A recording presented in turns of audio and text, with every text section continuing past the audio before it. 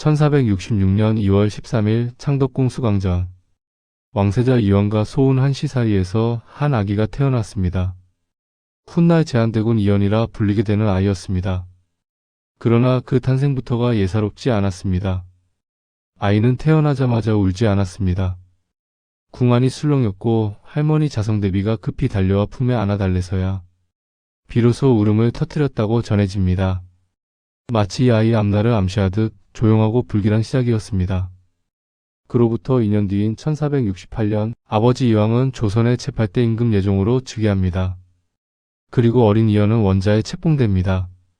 조선 왕조의 척장자, 정통 계승자, 모든 것은 그가 왕이 될 것처럼 보였습니다. 하지만 1469년 11월 예종은 불과 1년여의 제의를 남기고 갑작스럽게 승하합니다. 당시 제한대군의 나이 겨우 4살.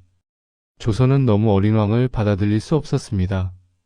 할머니 자성대비 정의왕후의 선택으로 왕위는 사촌형 자을상군에게 넘어가고 제한대군은 왕이 될 수 있었던 운명에서 조용히 밀려납니다. 그 순간부터 그의 삶은 왕자가 아닌 생존을 향한 길로 방향을 틀게 됩니다. 사람들은 그를 바보 대군이라 불렀습니다. 세상 물정을 모르는 말, 남녀 관계를 혐오한 기이한 행동, 웃지 못할 혼인 소동까지. 실록과 야사는 그를 어리석은 왕족으로 기록합니다. 그러나 정말 그랬을까요? 바보처럼 보이던 그는 복잡한 왕실 예법을 완벽히 지켰고 음악에서는 당대 최고라 불릴 만큼의 재능을 보였습니다. 어리석음과 총명이 공존하는 이 모순은 과연 무엇을 의미하는 것일까요? 이 오디오북은 묻습니다. 제한대군 이연은 정말 바보였을까요? 아니면 살아남기 위해 바보가 되기를 선택한 사람이었을까요? 왕이 될 수 있었으나 왕이 되지 못한 남자, 정통성이 가장 위험했던 왕족, 그리고 조선 최악의 피바람 속에서도 끝내 살아남은 인물. 제한대군 이연. 그의 삶은 조선 왕실 정치의 잔혹함과 어리석어 보이는 것이 곧 지혜가 되었던 시대의 진실을 우리 앞에 조용히 드러냅니다. 1469년 11월 불과 1년여의 짧은 제의를 마치고 예종이 승하했습니다. 당시 제한대군은 겨우 4세. 조선 왕조의 척장자이자 왕위 계승 1순위였지만 너무나 어린 나이가 문제였습니다. 할머니 자성대비 정의왕후는 어려운 결정을 내려야 했습니다. 나라를 다스리기에는 너무나 어린 손자. 그녀의 선택은 백부인 의경세자의 차남, 즉 제한대군의 사촌형인 자을상군을 후계자로 지명하는 것이었습니다. 이렇게 13세의 자을상군이 조선의 9대왕 성종으로 즉위했고 4세의 제한대군은 왕위 계승권을 완전히 잃고 말았습니다. 많은 사람들이 이 사건을 한 명의 사위였던 자을상군이 권력으로 왕위를 빼앗은 것으로 오해하지만 실상은 더 복잡했습니다. 제한대군은 비록 왕의 적장자였지만 아직 세자로 책봉되지 못했기 때문에 법적으로 완전한 후계자는 아니었습니다. 당시 조선에서는 원자를 세자로 책봉할 때 8에서 9세가 되어 글을 읽고 사리분별을 할 수 있는 나이를 기다렸습니다. 1470년 제한대군은 제한대군이라는 봉작을 받았습니다. 봉작을 받기에는 이른 나이였지만 이는 반개인 성종이 직계를 예우한다는 명분을 세우기 위함이었습니다. 그리고 1474년 8세의 제한대군은 증조부 세종의 7째 아들인 평원대군 이림의 봉사손으로 출계했습니다. 한때 왕위 계승 1순위의 원자였던 아이가 대군의 봉사손으로 전락한 것입니다. 이러한 조치는 역설적이게도 제한대군을 보호하기 위한 것이었을지도 모릅니다. 당시 조선 왕실에서 정통성이 높은 왕족의 삶은 언제나 위험했습니다. 면식도 없는 영모 주동자들이 그들의 이름을 팔아 반란을 일으키는 경우가 비일비재했고 제한대군은 혈통만 놓고 보면 성종의 정통성에 가장 큰 위협이 되는 인물이었습니다. 그를 평원대군의 후사로 삼음으로써 제2의 단종이 되는 비극을 막을 수 있었던 것입니다. 제한대군은 멍청하기로 유명했습니다. 명종 때 어수권이 지은 야사 폐간잡기에는 그의 기막힌 일화들이 여러 기록되어 있습니다. 어느 날 제한대군이 문턱에 걸터 앉아 있다가 거지를 보았습니다. 그는 종에게 이렇게 말했습니다. 쌀이 없으면 꿀떡에 찌꺼기를 먹으면 될 것이다. 이는 마치 왜 고기죽을 먹지 않느냐? 라고 한 것과 같은 세상 물정을 전혀 모르는 발언이었습니다. 궁궐 안에서만 자라 민초들의 삶을 전혀 모르는 왕족의 전형적인 모습이었습니다. 더 놀라운 것은 그가 남녀 관계에 대해 전혀 무지했다는 점입니다. 성종은 예종의 후사가 없음을 안타까워하며 제한대군에게 남녀관계를 알게 해주는 자에게 상을 주겠다고 했고 한 궁녀가 나섰습니다. 궁녀가 밤에 제한대군이 잠든 사이에 접근했을 때 놀라서 깬 제한대군은 큰 소리로 물을 가져오라 하며 더럽다, 더럽다고 부르짖으며 자꾸 씻었다고 합니다. 또한 오줌 누는 중이던 한 하녀의 음부를 보고는 오리둥지라 했다는 이야기도 전해집니다. 이 일화는 그가 남녀의 신체 차이조차 제대로 인지하지 못했음을 보여줍니다. 패간잡기의 저자 어숙권은 원래 남녀관계의 일이란 인정만으로 이루어지는 것이 아니거늘 이것을 죽을 때까지 더럽다 여기고 가까이 하지 않았으니 실로 바보가 아닐 수 없다고 평했습니다. 하지만 흥미로운 점이 있습니다. 이렇게 남녀관계를 극도로 혐오하던 제한대군이 곧 보시겠지만 10대 중반에 전대미문에 재혼 소동을 벌이게 됩니다. 남녀관계를 모르고 더럽다고 여기던 사람이 어떻게 두 번이나 이혼하고 전처와 재결합하기 위해 온갖 수단을 동원할 수 있었을까요? 이 모순된 행동 패턴이 바로 그의 삶을 둘러싼 가장 큰 미스터리입니다. 제한대군의 일상은 더욱 기이했습니다. 그는 평생 성악을 일삼아 몸소 악기를 연주했는데 모두 절주가 맞아 음률에 정통하다는 자들도 굴복했다고 합니다. 집안의 여종들도 모두 감화되어 음악을 해득했습니다. 멍청하다고 알려진 사람이 이렇게 고도의 예술적 감각을 지니고 있었다는 것 자체가 모순입니다. 또한 그는 조선 왕실의 복잡한 예법을 전혀 흠잡을 데 없이 따랐습니다. 조선 왕실의 예법은 일반 양반 가문보다 훨씬 복잡했는데 평소 실없이 행동하는 사람이 이런 규정을 완벽하게 지킨다는 것은 결코 쉬운 일이 아닙니다.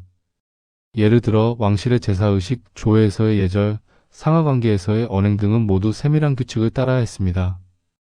이러한 이중적 모습은 사람들을 더욱 혼란스럽게 만들었습니다.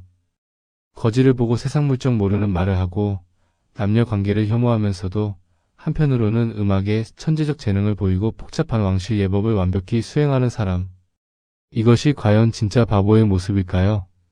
그런데 남녀 관계를 전혀 모르는 사람답지 않게 제한대군은 일반인의 상상을 초월하는 황당한 스캔들을 터뜨렸습니다.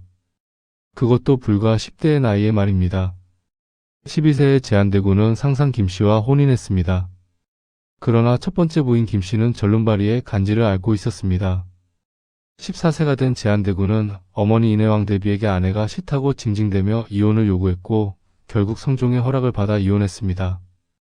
처해조부 유수는 손녀가 정신이 혼미하다는 것은 들어본 적도 없다고 반박했지만 성종은 사촌 동생의 청을 마지못해 들어주었습니다. 이후 제한대군은 평양군 박중선의 딸과 재혼했습니다. 그런데 문제는 여기서부터였습니다. 제한대군은 전처 김씨와 다시 가까워지면서 두 번째 부인과 이혼하고 싶어 안달이 났습니다.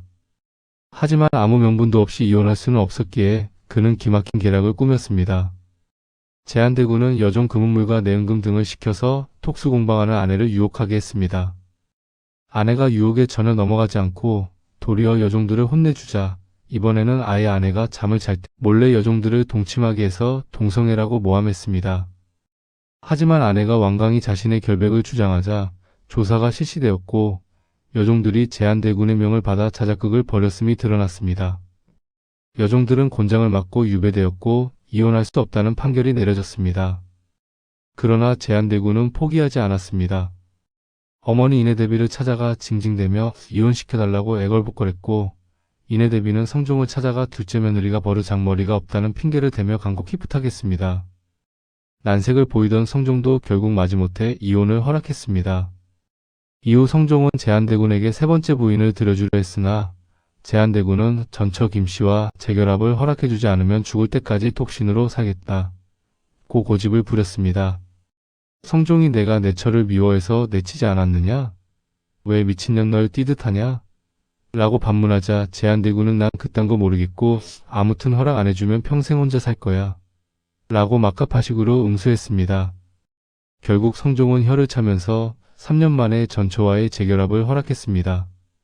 이 모든 일이 10대 중반에 일어난 일이니 실록을 읽는 후대 사람들도 웃을 수밖에 없는 대목입니다. 성종이 이토록 억지에 가까운 제한대군의 청을 들어준 이유는 무엇이었을까요? 그것은 성종 본인이 예종의 원자였던 제한대군을 밀어내고 국왕에 오른 처지라 늘 마음에 빛을 안고 있었기 때문입니다. 실록을 보면 성종이 숙모인의 대비, 사촌 누이 현숙공주, 사촌동생 제한대군의 일이라면 일단 한 수 접어주고 최대한 들어주려는 경향이 자주 보입니다.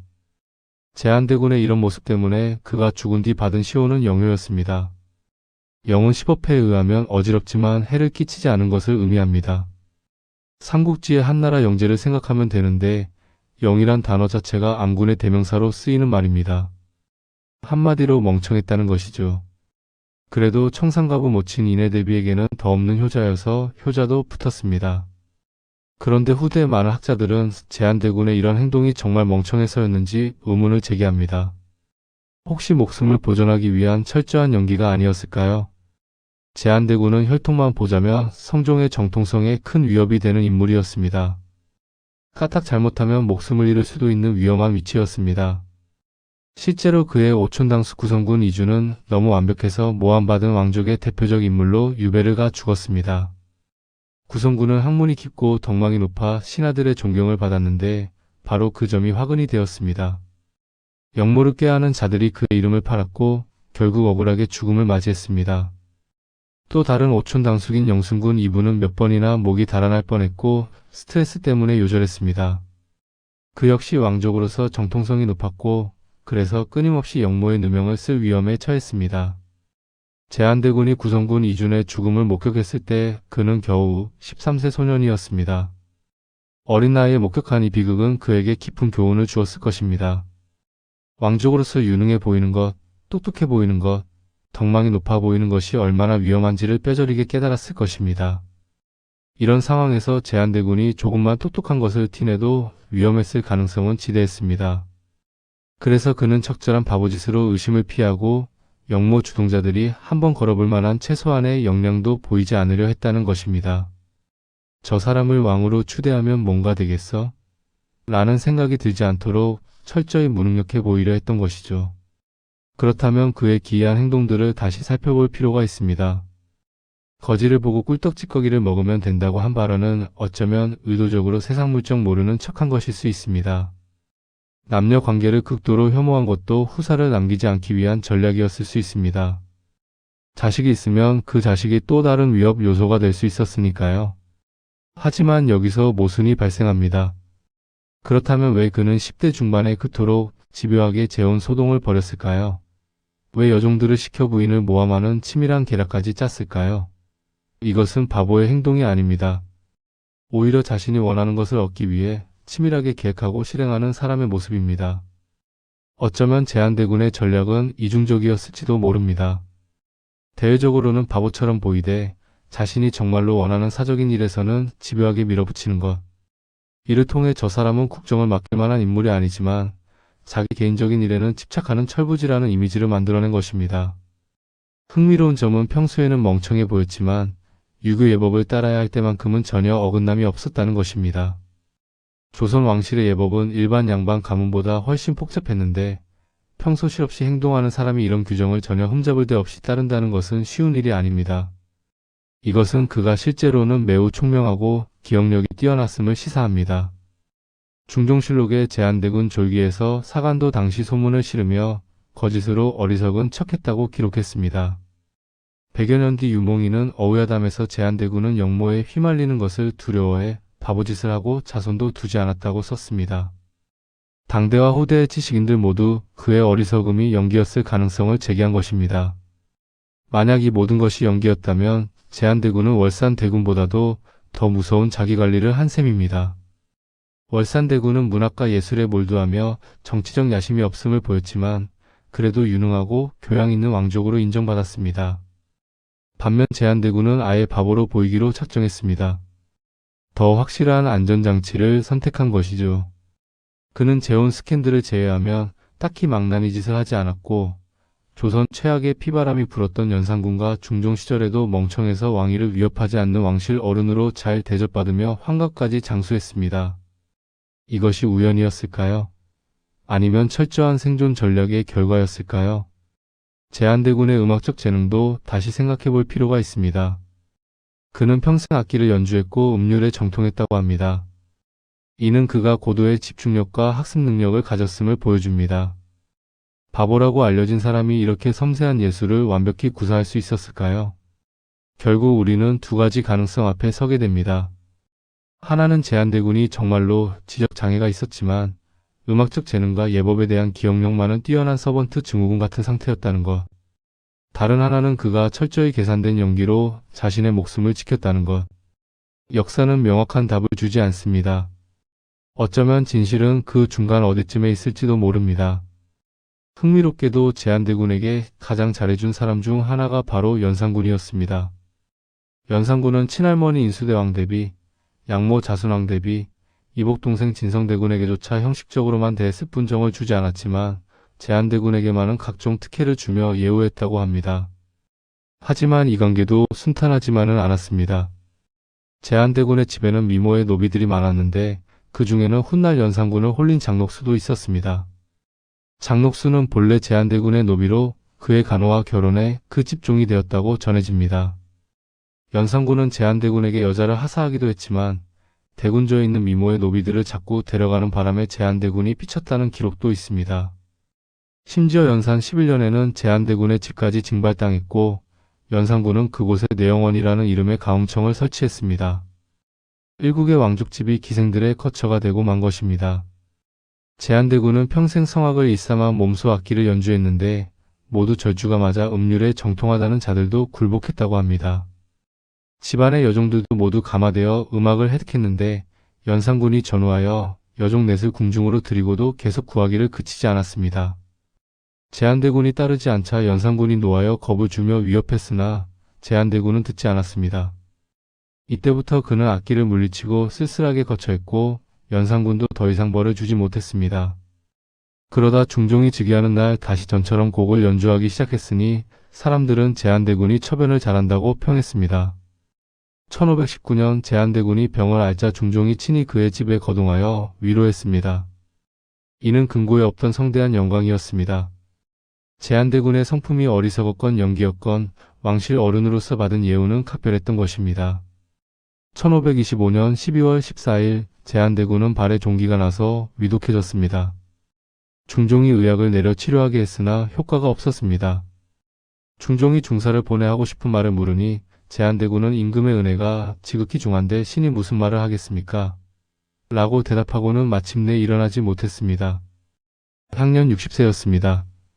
부음이 전해지자 중종은 몹시 슬퍼하여 3일 동안 조회를 보지 않았으며 부의를 특별히 더했습니다. 그리고 별도로 도승지 유여림을 보내 치제했습니다. 1526년 3월 2일 제한대군은 광주 중도음촌 언덕에 장사 지냈습니다. 제한대군은 자식이 없어 일찍이 내가 대군의 후사가 되었으니 나도 반드시 대군으로 후사를 삼겠다고 말했습니다. 그래서 이천정 이수래가 상사를 주관했고 3년상을 마칠 때까지 복록을 지급하라는 명이 내려졌습니다. 모두 특이한 은수였습니다. 제한대군의 삶을 어떻게 평가해야 할까요? 그는 정말 바보였을까요? 아니면 시대를 뛰어넘는 지혜로 자신을 보호한 현명한 인물이었을까요? 확실한 것은 제한대군이 자신에게 주어진 불운한 운명 속에서 살아남았다는 사실입니다. 그는 왕위를 빼앗겼지만 제2의 단종이 되지 않았고 정통성이 높은 왕족이었지만 역모에 휘말리지 않았으며 조선 최악의 피바람 속에서도 환각까지 장수했습니다. 그의 삶은 조선 왕실의 복잡한 정치적 역학을 보여주는 동시에 권력에서 밀려난 왕족이 어떻게 생존할 수 있었는지를 보여주는 귀중한 사례입니다. 바보든 연기든 제한대군은 자신만의 방식으로 위험한 시대를 헤쳐나갔고 역사는 그를 영효라는 시호로 기억하고 있습니다. 그가 살던 집은 이후 수진궁이라는 이름의 왕실 사당으로 바뀌어 자기를 받기 전에 죽은 왕자녀들의 제사를 지내는 곳이 되었습니다. 마치 왕위를 잃은 그 자신처럼 왕이 되지 못한 왕자들을 위로하는 공간이 된 것입니다. 제한대군 이연.